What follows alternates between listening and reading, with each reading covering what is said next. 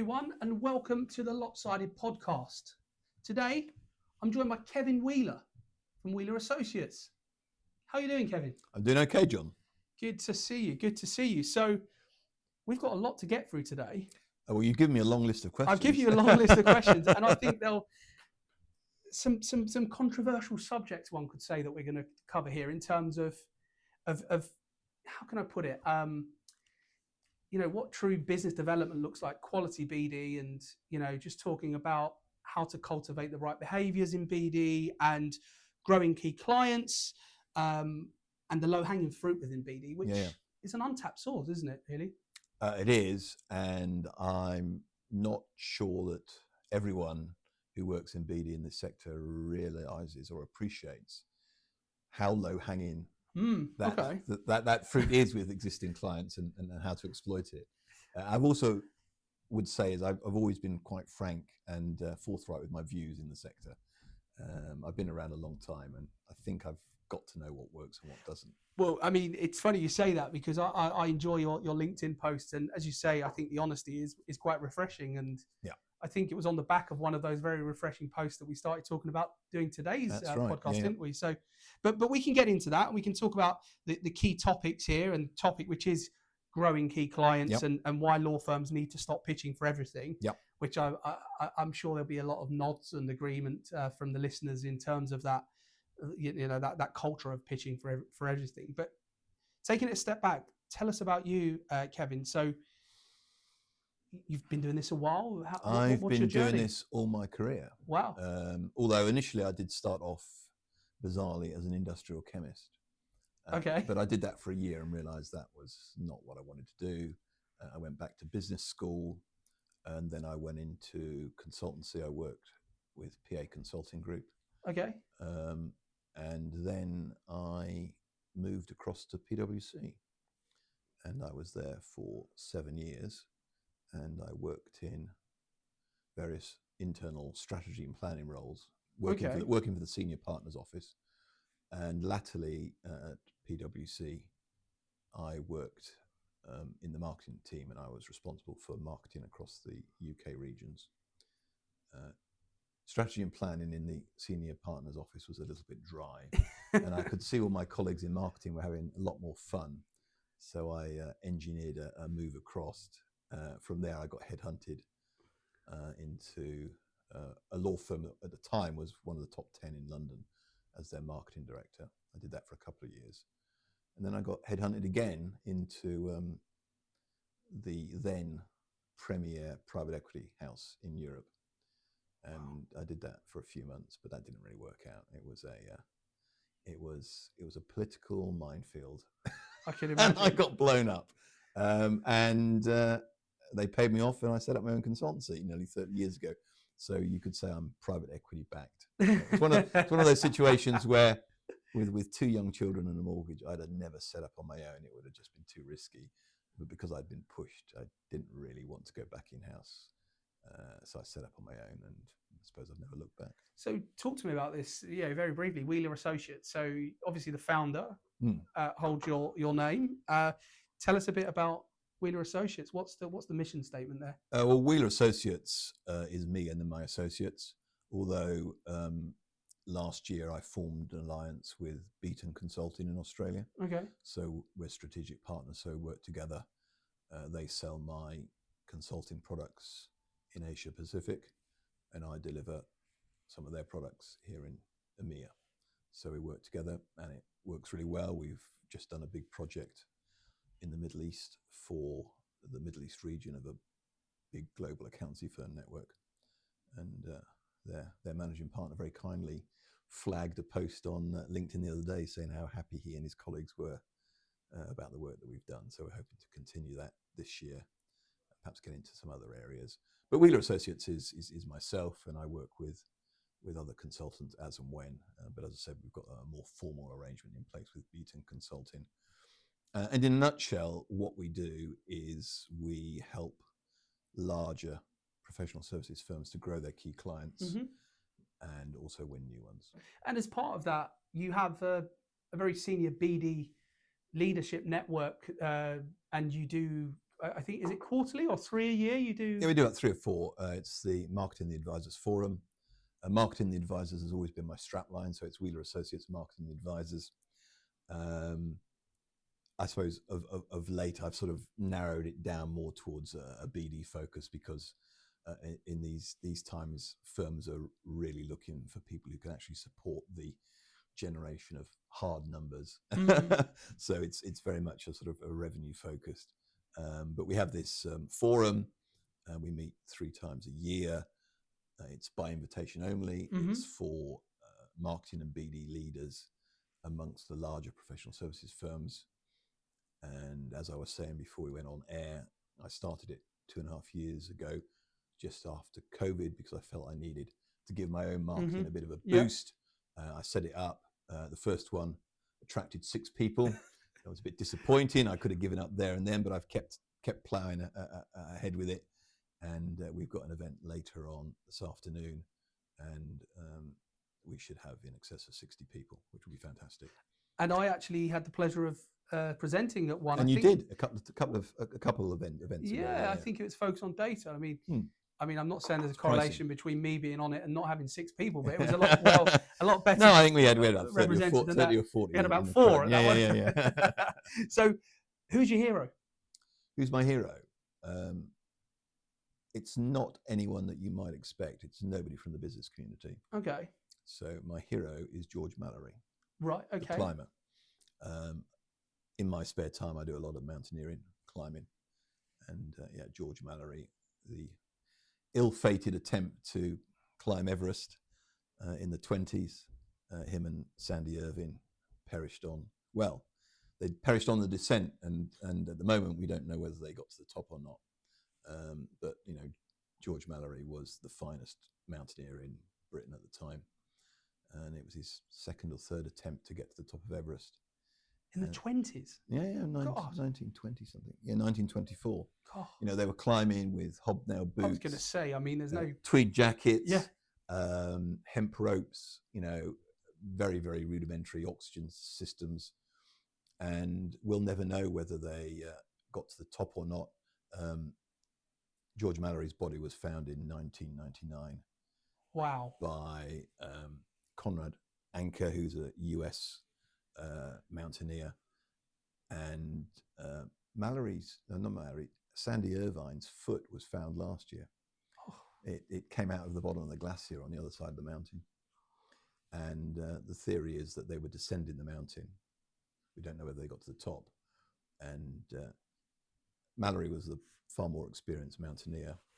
Sandy Irvine was brought along because he was a really powerful rugby playing Scot in his 20s. Mallory was in his late 30s, and they fell, and they were roped up, and the rope split, and wow. Mallory's body was found. He was clinging to the side of the mountain, fallen off on the west side, and he'd fallen a long way, and his leg was broken, and he died there. Wow. And the rope was broken. I suspect that, because I'm a mountaineer myself, Mallory and Irvine were coming down the mountain. Irvine was the least experienced mountaineer, so Mallory would have been short roping him, which had him on a short rope, and just let him down. So he was down climbing, and Mallory was just protecting him with the rope. I suspect he slipped. He then pulled Mallory off. Irvine went one side of the ridge, and Mallory went the other side of the ridge. Now, the interesting thing is they had a camera with them, which they would have used to take pictures at the top, and Irvine had the camera. So when his body, and it will eventually get spat out of the glacier like his foot has been, then it'll be interesting to see. Kodak have always said that if they can get the camera, they can get the photograph. But there's more compelling evidence, I think, that they probably got to the top, because George Mallory always carried a picture of his wife Ruth in his pocket, and he told everyone, if I get to the top, I'm going to leave Ruth's picture on the summit. And when Conrad Anker found George Mallory's body, he didn't have the picture. So I reckon they got to the top.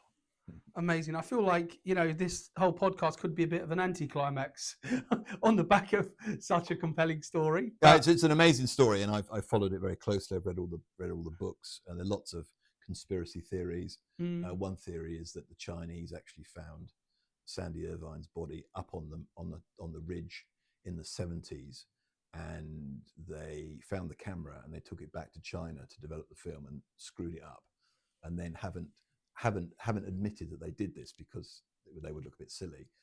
I don't know. It's one of the many conspiracy theories that are out there on YouTube. Good old YouTube. And what's your greatest accomplishment? Again, it's not a work-related thing. There's a theme here. There is a theme, but I love my work. Right? I love my work, but I also love my professional, right? Yeah, I love my free time. My biggest accomplishment, I think, was I moved up to Scotland 8 years ago. I live in the Highlands, and I finished climbing all the Munros, which are all the mountains in Scotland over 3,000 feet. There are 282 of them. Wow! And you've done them all? I've done them all. Yeah. And there are quite a lot of people who've done them all, but it's still an achievement. And I did most of them. I'd done a few before I moved up there, but spread over many, many years. And it's a lot easier to do them when you're up there. Yeah. Because if you're down in England and you're driving up to Scotland, it takes a lot of time and effort. But I did most of them within 4 years. I was literally going out 2 or 3 times a week to bag these mountains, and I would go out in the winter as well. I'd done a third of them in the winter. And it's, this is not a pleasant environment in the winter. God. So that's my greatest achievement. And you get allocated a number when you register your completion with the Scottish Mountaineering Club, and I'm 6819. So I was the 6,819th person to do their. That is some achievement. Wow. I mean, yeah, it's a serious undertaking, and you've really got to stick at it. I know a lot of people who haven't quite got there, and a lot of people say, "Oh, I'll do it in my retirement." The problem is, the older you get, the less inclined you are to actually go up mountains in the horrible weather that we get in Scotland. But I've done it, so I'm really proud. I think the closest I got to that, which pales into insignificance, the chosen charity we support, the Benkinseller Trust. We did the 3-peak challenge in 24 hours. So we did Snowdon, Ben Nevis, and Scuffle Pike. And that was hard enough to do all that. I've done that. Yeah. And then the other one was Machu Picchu, which was interesting. Yeah. So there's the Leres and the Inca Trail. So I've done those. No, I've been to the Himalayas. Yeah. See, I've not. I've been to 6,000 meters. Yeah. It's not pleasant. It's I do not pretty fancy tough. that. It's pretty tough. It was -20. There's no oxygen to breathe. Yeah. Yeah. That is not for me. So final question on you. Which song would you sing on a team karaoke night out, Kevin? See, I don't do karaoke. I don't sing. Oh, I reckon. But I will tell you, there's only one place I sing, and that's on the terraces at West Ham. I'm a big West Ham supporter. Oh. Who do you support? Thank you for coming along today. I'm a long-suffering Spurs fan. I was going to say Spurs. So on that note, swiftly moving on. So we won't mention the football. We won't. Singing the Bubble song. Singing the Bubble song. Terraces. They're not Upton Park, in the London Stadium. The London Stadium now. Yeah. So let's get straight into it with growing clients and the low-hanging fruit of BD. So how can law firms identify their most valuable existing clients to target for growth opportunities? Well, to most firms, it should be fairly evident who the most important clients are, because before actually targeting these clients in terms of the growth opportunities, you should make sure that you're protecting what you've got so you don't lose them. Yeah. Because if you lose a significant key client, then it's going to take a hell of a lot of effort to replace that revenue. Having said that, we can define key clients, the ones that you're going after for growth in terms of their absolute contribution in terms of revenue, but don't just look at revenue per se. Make sure it's profitable revenue. You can do an awful lot of turnover that isn't very profitable. And also look at all clients and make an assessment, and this is, in my experience, law firms are not very good at, make an assessment of how much of the client spend you're getting. So do you know what the total size of the pie is for that client? Do you know how much they spend with external? Their wallet spend. Yeah. Exactly, their wallet spend. And it's very simple to go along and interview a client and have a conversation around how much work do you send in-house, how much do you send externally, and of the work you send externally, how much is that total wallet spend? What proportion does my client get? How do you divvy up the rest between various firms that you're using? And most importantly, why do you use those other firms and not my firm? And by going through that exercise, you can identify where there are possibly opportunities to displace other incumbent law firms by impressing the client with your ability perhaps to do that work better, quicker, faster. So what are the common mistakes? Because you obviously, I mentioned earlier the work with Wheeler Associates and some of your, your contacts and relationships. What are the common mistakes law firms make when trying to grow clients? I think they don't always appreciate what work is up for grabs. If you don't have a process of analyzing, as I've just described, what a client is using different law firms for, you've no idea what the opportunity is to go for. And there is, in my experience, just too much time dedicated to winning new clients from scratch. It's more exciting to go after a new client and bring that client on board. Yeah, that's very true. And also, in a lot of firms, the remuneration structures don't actually encourage the development of existing clients. So you've got partners who originated that client many moons ago who still get remunerated based on that original origination. So other partners aren't really incentivized to come in and identify other opportunities, because if they do, that additional business defaults to the originating partner, which is bizarre, really, because that originating partner's not really had an awful lot to do with it. Yeah, other than a handshake in the 80s or whatever. Yeah, well, I do a lot of coaching. I coach individual partners to be better at BD. I coach lateral hire partners. I coach new partners. I coach senior associates, counsel, legal directors transition into partner to become better at business development. And,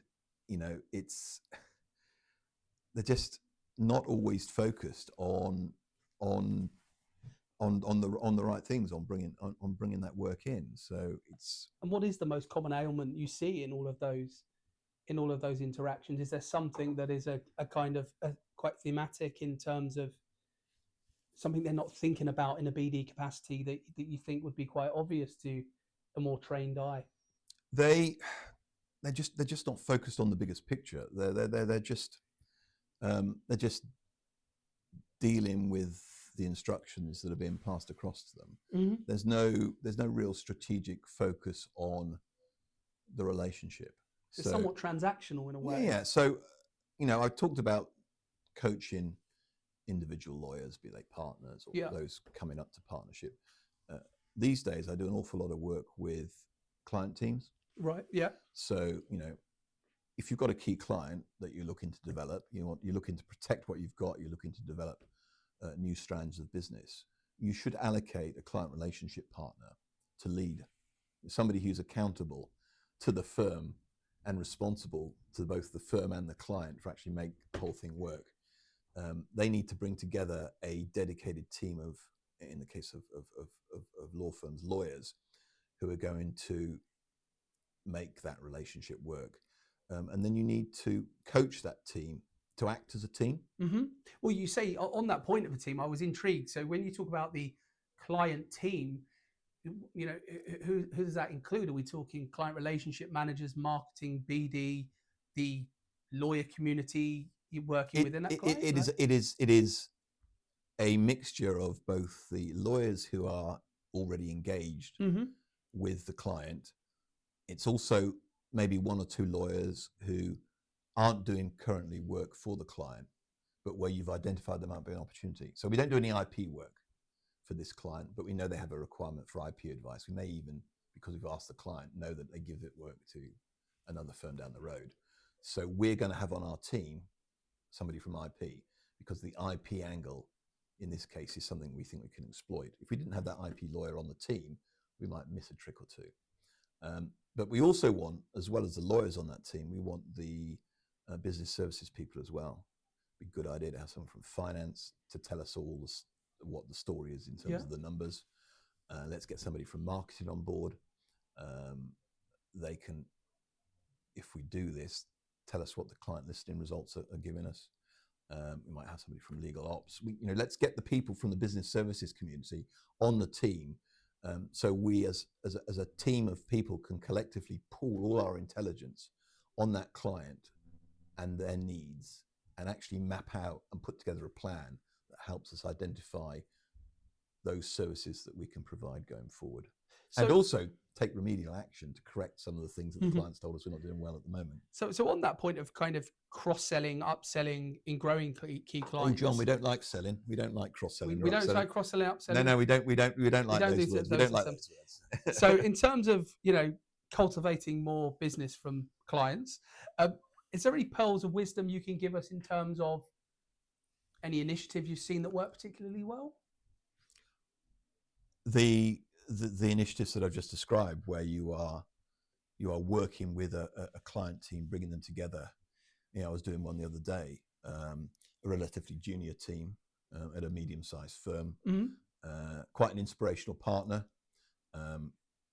a partner who'd been handling that client for a long time, had effectively retired, and the work was passed over to a younger partner, and she had deliberately assembled a team of relatively junior lawyers, associates, senior associates, to match the profile of the client. And don't forget that you're always trying to match what you're delivering with what the client wants. And that not only relates to the sort of work and the advice they need, but also the way they operate culturally. So if they're a young organization with lots of young people, you'd better make sure that your team reflects that. Yeah, no, it's a good point. It's funny how things stick in your mind. I remember being at a conference years ago, and there was a brilliant GC there from, I think it's Not on the High Street, and I'll never forget her saying, if I see one more panel of middle-aged grey men trying to tell me how they can push our business forward, and it goes to your exact point. She was basically saying, I want people that are a reflection of, the culture, the values, and the diversity and inclusion that we, that we embrace here at Not on the High Street. And I think she mentioned, I can't remember if she was getting back to work, kind of working mum, but it was around that and having people that she could have a conversation with outside of the legal piece.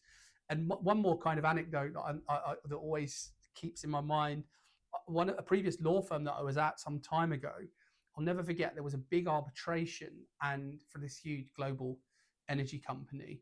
And we were absolutely, the preeminent in those expertise.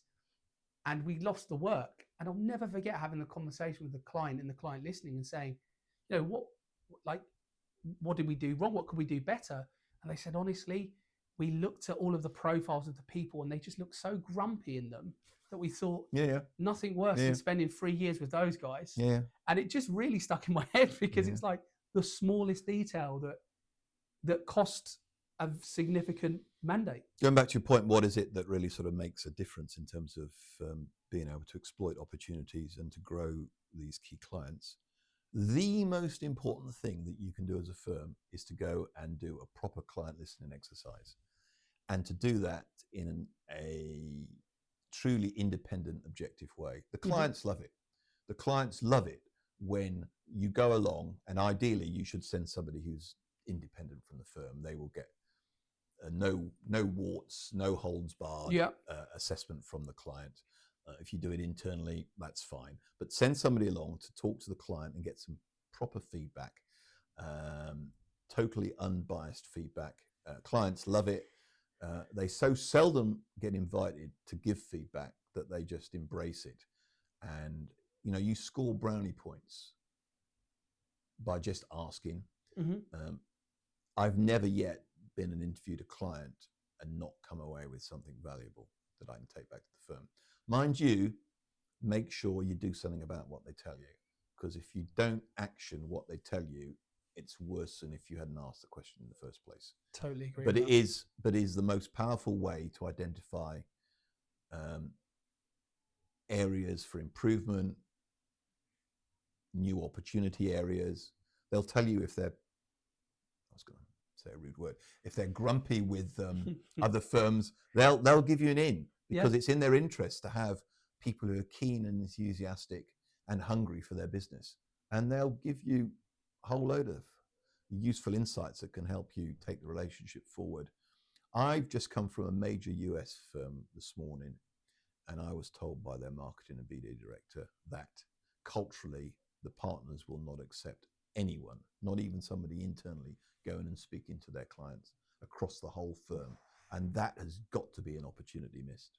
Oh, God. That is crazy. Because if you're not going out and getting feedback and acting on it from your own clients, you can bet your bottom dollar there'll be some other law firms who currently act for your client, maybe on a lesser capacity, maybe not doing as much work, who's shown initiative and going and getting that feedback. And every time they go out and get that feedback, they'll impress the client, and they'll also gain additional insights, which will allow them to make some headway into the work that you're currently doing. It's such an arrogant view, but it's unfortunately still quite common. So final question on the growing key clients piece. How do firms measure success when growing clients, as in which metrics or KPIs should they be focusing on? Yeah, sure. Obviously, increasing revenue. Client satisfaction? I'll come on to that in a minute, but the revenue piece is also, is your share of the client wallet increasing? Yeah, okay. Are you selling in additional services? Okay, we used to do property work, but 2 years later, after having come together and put together a plan, we're also now doing a bit of IP and employment. It's getting not only an increase in share of the client wallet, but also moving into other areas as well. That's a really good point. So, and as I say, always look at the profitability. What's the phrase? Turnover is vanity, profit is sanity. Don't chase revenue if you're losing money or not making very good margins on it. And the other metrics to pursue are things like client satisfaction. I work with Beaton Consulting in Australia, and we do a lot of work measuring client satisfaction on a number of measures, including Net Promoter Score. You should be trying to tick these numbers up. If you're taking a strategic approach, a proactive approach to developing clients, and you're measuring client satisfaction, these measures should be ticking up.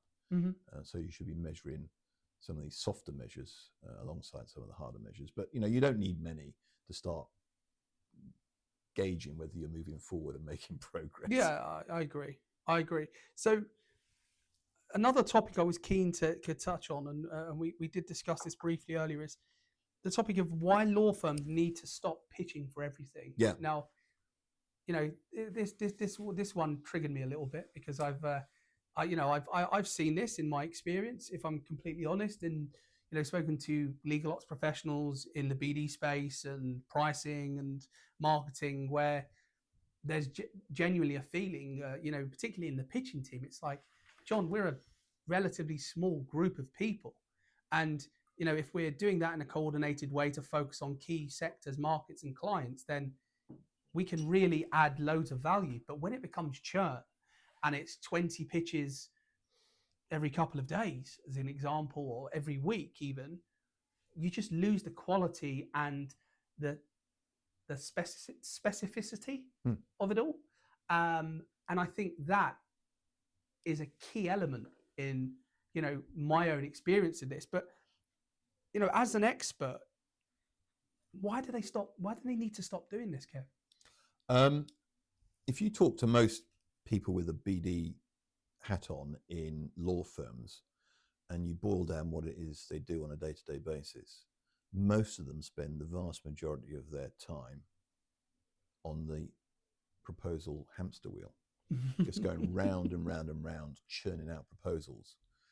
And it is soul destroying, which is why most of them have a shelf life of 2 years or less, because you get burnt out. Unfortunately, they can go around the corners to another firm and they've got another hamster wheel and they burn out again after 2 years. Why does it not make sense? Well, it doesn't make sense if you recognize that your most lucrative source of new business is your existing clients. Why is that so? Well, your existing clients, you already have strong relationships. You know them and they know you. But more importantly, you've got insights into their business. You know how their business ticks. And if you're doing your job properly, you should also understand how their industry ticks. So it's a lot easier, scientifically proven, to sell and develop. I haven't used the selling word. It's a lot easier to develop your existing clients because you have those existing relationships. You've got the leverage. If you know the GC and you're looking to try and introduce employment lawyers into that client, well, it's very easy to ask the GC to give you an introduction to the head of HR, director of people or whatever, to get that sort of introduction. With a brand new client that you're trying to win through a RFP, you're often starting from a long way back, and you don't know whether it's a level playing field. You don't know whether, well, they probably almost certainly have the incumbent lawyers, because there will be incumbent lawyers, have got a head start on you. And why do law firms pursue all these pointless proposals? Well, the first thing is that lawyers know there are 24 hours in a day and 7 days in the week, and there's always time to squeeze another proposal in during the middle of the night or at weekends. And I've done all-nighters on proposals, and it is not much fun, and it doesn't add to the quality of what you're producing at 3 in the morning. They do it because they often don't have anything else to go for. Because they're so unsophisticated in terms of their BD, they don't have a pipeline of opportunities. So when someone sends them an RFP, they jump because they think that's an opportunity. But if you get sent an RFP from an organization you've never really heard of, or you've got no decent contacts at, I would just walk away from it. Firms need to develop a go, no go type decision tree. Yeah, totally agree with that. If they've not got, okay, you don't know the organization, you haven't got any contacts there, you didn't know the proposal was coming, you might be expert in the area, you might know that your track record is second to none, you can add some value, but you're going to be starting from a long way behind if you don't have any contacts there. And what I would encourage people to do is to ask the client who sent out the RFP how they came to choose you. Just that simple question. And if they say, well, we went to one of the directories and we took the top dozen firms rated for this particular area of expertise, I would run a mile. Absolutely run a mile. So you touched on the kind of go, no-go piece there. How can a firm effectively evaluate whether a pitch opportunity is worth their time and limited resource? Yeah, sure.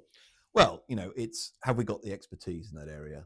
Have we got a real track record? I remember I worked with a firm on a pitch, and for the sort of transaction they were pitching, they'd done one of these things, and we lost it to a firm that had done 50. If you've got to be honest with yourself, if you haven't done enough to be credible in that area, then don't try and kid yourself, let alone the client. Have we got the expertise? Have we done what the client's looking for? Have we actually got the resources available to do it?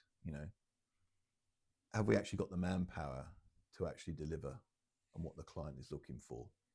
And then the other things I've just touched upon are, do we know the contacts? Do we know the client? If you don't know that the RFP's coming, you're well out of the loop. You're well out of the loop. I've received one today from Beaton. They've sent me through an RFP that a firm has sent to us.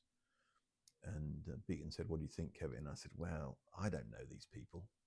I had to look them up, and we don't know anyone there." And they've said they've selected Beaton because of their recognised expertise in the sector. But then they could say that about anyone.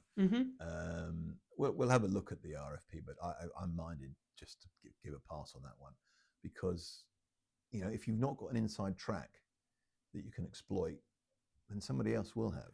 So do you think that clients actually respect law firms and consultancies and big four more when they actually push back and say, hey, this one's not for us, we're not the best fit for you on this? Do you think they respect that? Because I don't know whether law firms feel that going back and pushing back is somewhat damaging to relationships or losing business potential?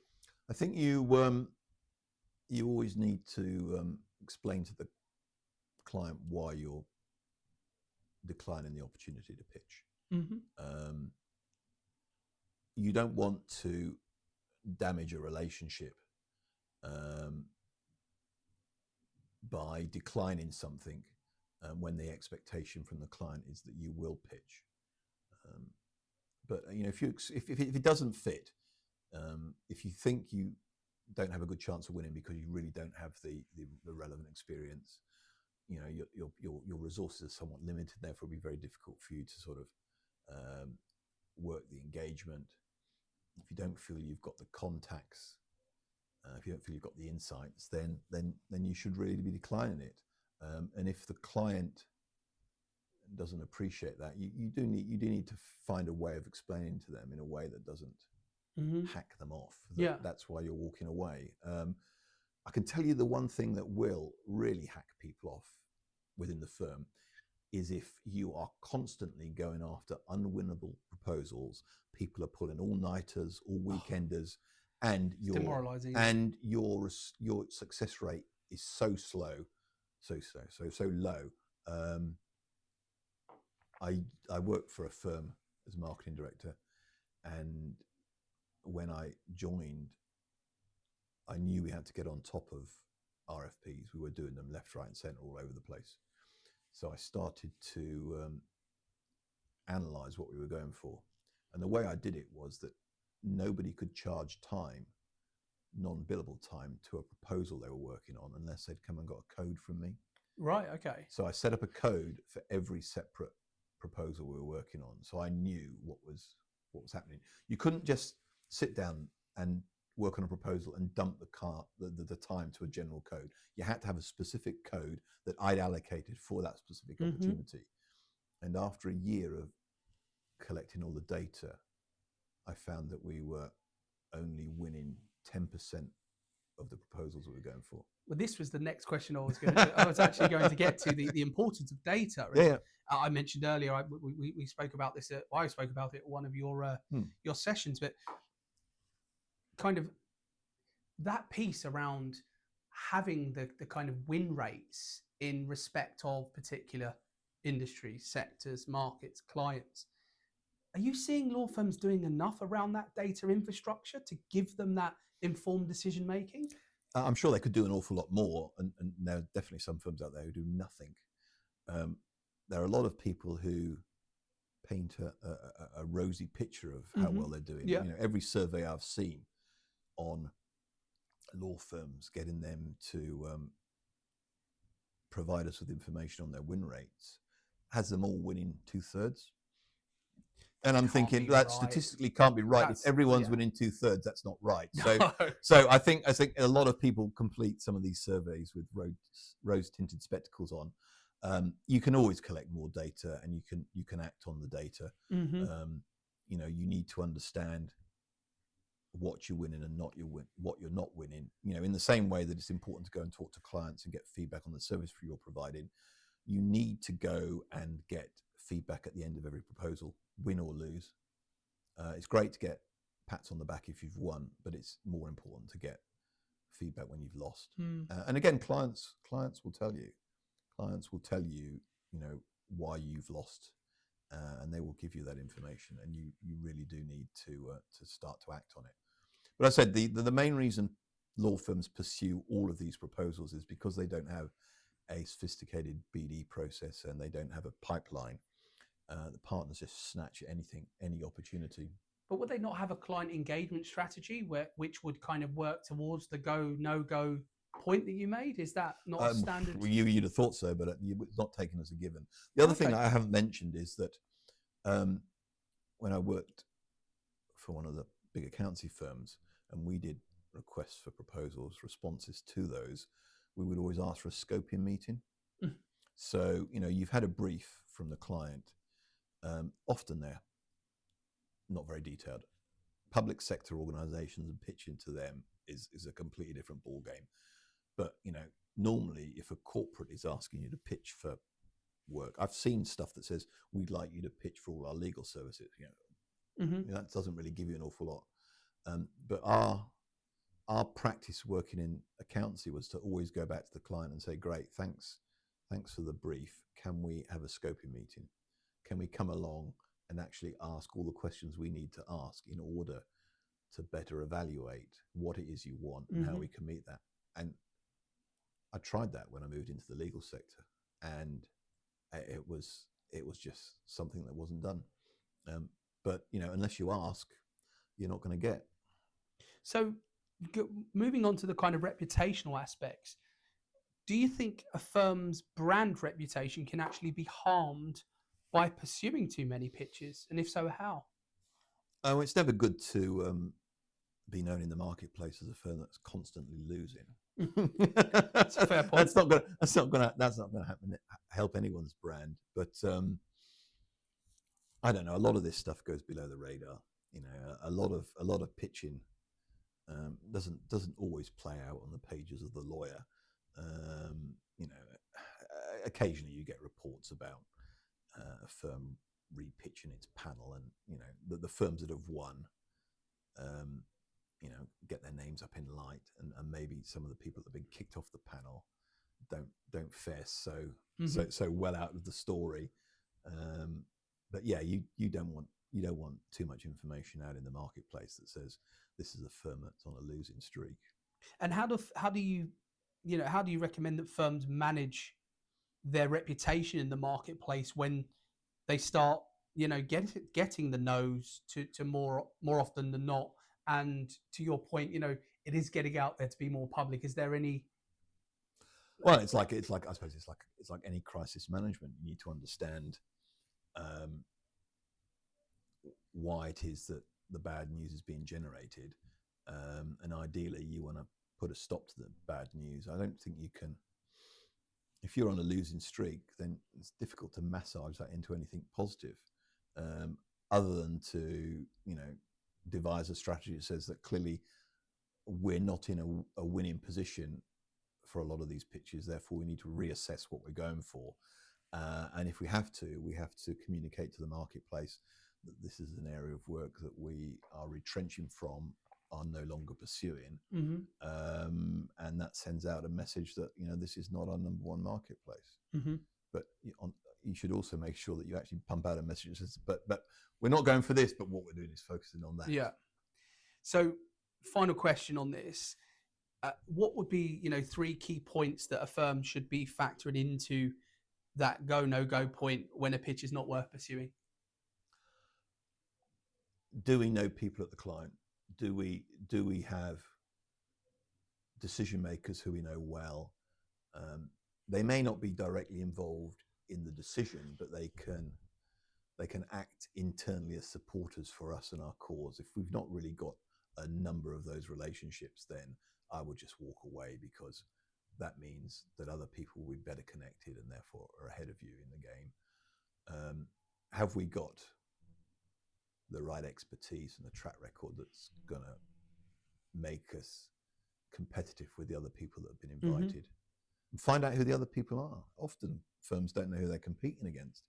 So I'll go back to the story where the firm that I was acting for had done one of these deals, and the other firm that won it had done 50 or whatever. If we'd have found out who the other firm was, we could have gone to their website and seen they'd done 50, and we should have all thrown our hands up and said, let's walk away from this because we're not going to win it. And I suppose the other thing is, are we getting an opportunity to scope what it is they want? Because it's one thing getting a written brief from the client. It's a completely different thing to go and meet with the client, or even just have a phone call with the client or a Zoom call these days, and actually talk to the client firsthand about what it is they want and how we could possibly address that. Because the questions you ask about the brief and what it is they're looking for provide the client with a lot of hints of how well informed you are of the issues they're facing and their industry. If you're asking the right questions, that's going to put you ahead of the others. And let's be honest, the written document never wins you a pitch. Yeah, I agree with that. The clients can read them all, Kevin? No, a poorly drafted document will lose you a pitch, but a good document will never win you a pitch. It has to be a professional document, and it has to give the answers to the questions that the client has asked. But it's the presentation that wins it. And that's where firms don't spend enough time. They spend hours and hours on their bloody document, and they don't spend enough time rehearsing the team. They're all rehearsing it in the taxi on the way around. Yeah, I mean, it's funny you say this, because something that's always stuck by me in a pitching, pricing kind of commercial spaces, working with a lady called Sadie Barron at Reed Smith. In my old days over there, one of the best I've worked with in this space. And I'll never forget having conversation with her about what she called the idea approach, and her sharing an article.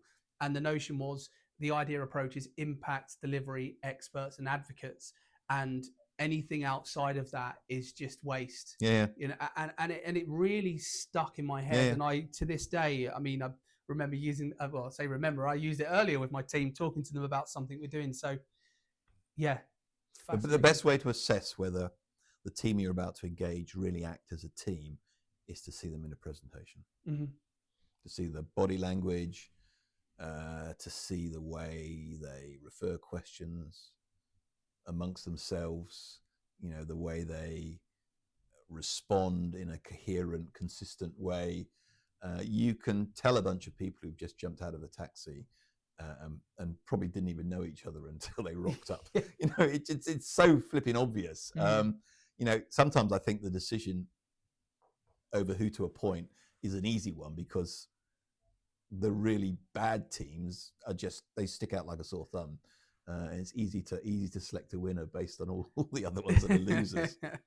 So it is the Legal Operations podcast to a certain extent. So just a couple of questions around that. So we've spoken about pitching and kind of, you know, the competitive nature of pitching, but are clients expecting more now, in your experience, than just traditional legal advice from what you're seeing and hearing? You know, as in, how can law firms with those broader legal operations capabilities capitalize on this trend of what we're seeing in evolving pitches? There's no doubt that clients want their law firms to be much more focused on the cost of delivery. They want them to be providing value. They want to be doing things in an efficient manner. If your legal operations team can help the firm to achieve that, that's going to put you well ahead of others. I think you have to be a bit careful that there are lots of firms out there that perhaps are not as sophisticated as the larger firms that you've worked in, that don't have that sort of capability, and would find it hard with the resources that they have just to do simple things like prepare fixed fee quotes for clients. I worked with a team at another firm that will remain nameless for obvious reasons, and they were just struggling to respond to some feedback that they'd gathered through an exercise, a client listening exercise that I hadn't conducted, but had run 18 months prior, where the client had been very specific about their requirement for fixed fees that they were already getting in relation to property transactions work. It was a big retailer, so lots of stores, 800 around the world, over 100 in the UK, and they were getting charged fixed fees for all the non-contentious property work. But what they wanted was a similar schedule for the contentious property litigation transactions. And that firm had not, in the subsequent 18 months, actually delivered that. And, you know, we had a workshop the other day, and, you know, they were just about getting on top of it. But one of the problems they faced was they didn't have a sophisticated legal ops operation that could go into all the data for all the cases. You know, you can identify, I'm not an expert on property litigation, but there are different sorts of property disputes that arise when you are leasing a whole load of stores up and down the land from different landlords. You can categorize the different sorts of disputes, and it's not beyond the wit of man to look at all the cases that you've handled, look at the costs associated with them, and say, okay, where we've been in dispute with the landlord over dilapidations or whatever, typically, looking back over the last 50, 100 similar transactions that we've undertaken, we can have a pretty good guess at identifying what the cost should be. And that's going to be on the schedule of fixed fees that we quote for the client. Now, in some instances, we will bring the work in below that fixed fee quote. So we benefit in that case because we've been, the nature of the case is such we've managed to end up with a fee more than the hours that we build. And the flip side is, will there be some instances where we have to spend a little bit more time on the case because it's a little bit more complex. But it swings and roundabouts. At the end of the year, it all should even itself out, because the client wants certainty. They want to know what it's going to cost, because internally they have to account for the money that they're spending on external lawyers, and they don't want any bloody surprises. So if you've been working, and this same firm had been working on a piece of litigation, and they'd racked up over 50 grand's worth of costs, and they'd not communicated with the client for over a year, and it was building up. And they went back to the client and said, oh, by the way, we've got 57,000 here. And the client said, well, I'm not paying it. It's all about communication. It's all about giving the client some certainty. Now, you can offer a client that schedule of fixed fees, but bake in a review after a year. You've explained to them how you've got to the fixed fees. We've analysed our last 50 cases, 100 cases or whatever, and this is what we're going to, we're taking a bit of the risk. And after a year, if you find for some reason it's not working in your favour, then by all means go back to the client and have another discussion. But don't do what a lot of them do, which is, if it starts to overrun a little bit, you don't ring the client up and say, we're going to have to charge you double or whatever. They just don't want that. That's not what fixed fees is all about. But I don't think a lot of firms have got the resources to actually analyze the data and produce what should be a fairly simple schedule of fixed fees. It's really interesting because the podcast I did with Richard Bircher, seasoned pricing expert, he actually spoke to the point of firms not really understanding the associated value to the level they should of employing pricing professionals. And I think that kind of anecdotally gives you the best business case here, what you've just said, for a pricing person ever. I mean, what have you got there? Well, you've got probably somebody who doesn't know their way around data doing, the data manipulation to try and get to what these fixed fees are. You've got then the commercial pricing piece, or somebody being able to, a pricing expert, say, well, this is how much we need to be charging for this to maintain, profitability at X and protect that margin.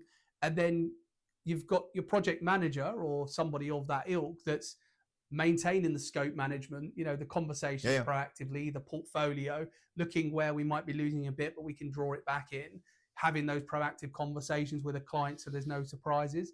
So it's fascinating because in all of that, if you go back to the start, you've probably got the opportunity cost loss of a partner sitting there trying to be the data person, the commercial person, when they could be charging another client at, X an hour to be but unfortunately, most partners don't make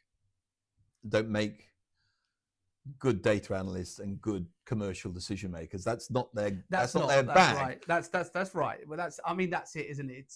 But that goes straight to the point. They don't. So let someone do it who does, and probably for the time you're now saving by having that extra time to speak to your clients.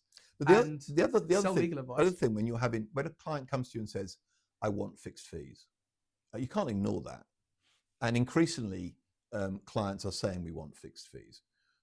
You need to ensure that when you're now giving them fixed fees and you're taking a bit of the risk, you're basically saying, okay, we're going to give you a fixed fee. Sometimes it's going to work in our favor and sometimes it's not going to work out our favor. But if we've got a lot of data, we've analyzed it robustly, then we should be okay.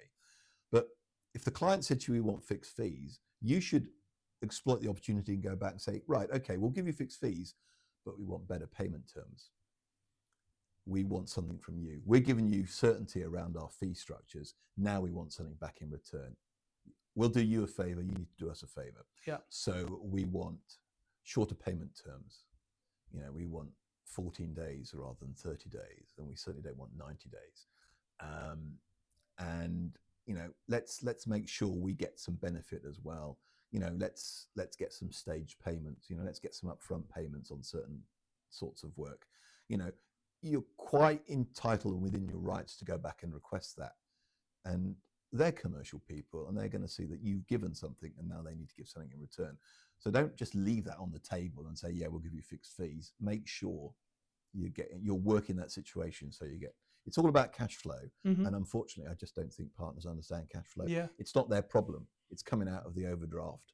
It's not their problem, but bloody hell is it a problem when you've got clients who are just taking the mickey and taking forever to pay, demanding discounts. That is not healthy for the cash flow of the firm, and cash flow will kill you. Well, a great way to finish. Kevin, thank you so much for your time. Thank you, John. It's a pleasure.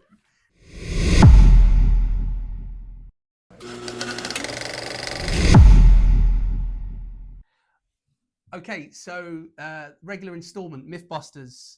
So here I'm going to ask Kevin a few questions or statements, let's say, that you can hear around, the hallways in big business and conferences and even on LinkedIn. And we're going to get his expert judgment on, whether these are actually factual or fiction. So, let's do this with a little bit of tech infused. there you just go. Trying it out. Look at that. Yeah, it does work. All right, so a couple of these. So the first one is law firms focus too much on chasing new business instead of putting that effort into expanding their existing client relationships. That is true. That is true. Yeah. Okay. How so? How so in the sense that, to the wallet spend point, like, do they need to have not a contingency, but they need to diversify more? They need to, as I've already set out, focus on what really matters, which is their key clients, protecting what they've got and developing that. I said also that often the remuneration structures within firms work against it. I remember I was coaching a partner at a firm, and he'd come in as a lateral hire partner. He was a young partner, and he was working very hard on other partners' clients. I think he worked 3 Christmases flat. He worked straight through 3 Christmases, and he was doing transactions for clients that were owned by another partner. So he wasn't the originating partner. So all his hard work, all his 3 Christmases, the remuneration was going to the partner who originated the client. And I was coaching him, and he was getting pretty peeved off about this. And I said to him, well, there's a glaringly obvious solution to this. And he looked at me and he said, what? Stop working on these clients for other partners? And I said, yes. So he did. I said, you're much better spending your time in the marketplace trying to originate your own clients, because you are not getting any favors back from the firm for working very hard on these other clients, because some other partners getting paid for that. So he decided that's what he'd do. So he stopped. That's fascinating, isn't it? Well, he stopped working on transactions for other partners, and he got called into the senior partner's office one day, because the senior partner had been giving him a hard time, saying, why are you not originating any of your own clients? Why are you not bringing in new business? He said, well, because I'm busy working on all this other stuff for these other partners. And this happens a lot. Yeah, and so he got hauled into the senior partner's office, and the senior partner said, now you've stopped working, not only are you not originating your own clients, that you stopped working on these other partners' clients? What's going on? And you know what? He threw me under the bus. He threw me as his coach under the bus. God. He said, my coach told me to go out and originate my own client. Was that the last session that you I never worked for that firm ever again. But I was absolutely right. I was absolutely right that if that was how he was going to be rewarded, he needed to be spending that time originating his own clients. Yeah. But you can't win with a remuneration that's so skewed towards the originating. That is a great story.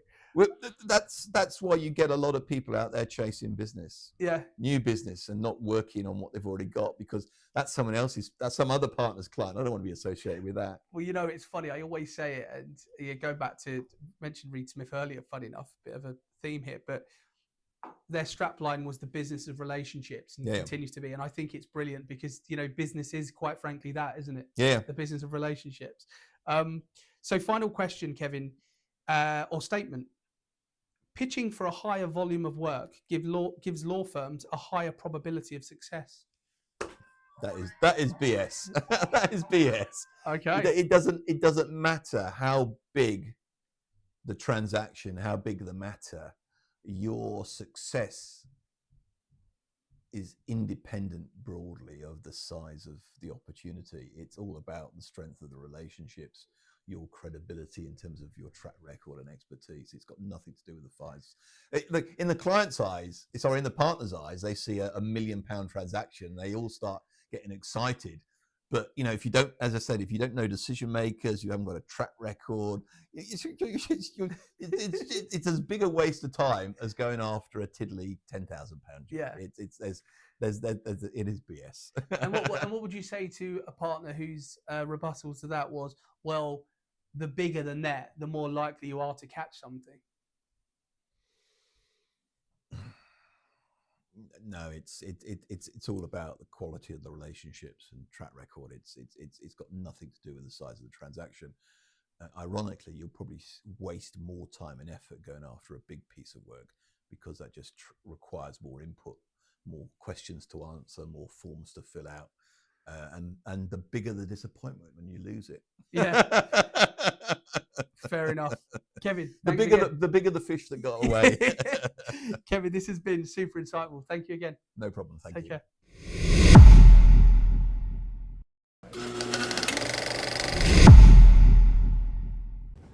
Thank you for watching the LOPSided Podcast with me, John O'Donoghue. Don't forget to follow us on TikTok, Instagram, and LinkedIn at the LOPSided Podcast. Check out our website at www.thelopsidedpodcast.com, and most importantly, like us and subscribe to us here on YouTube.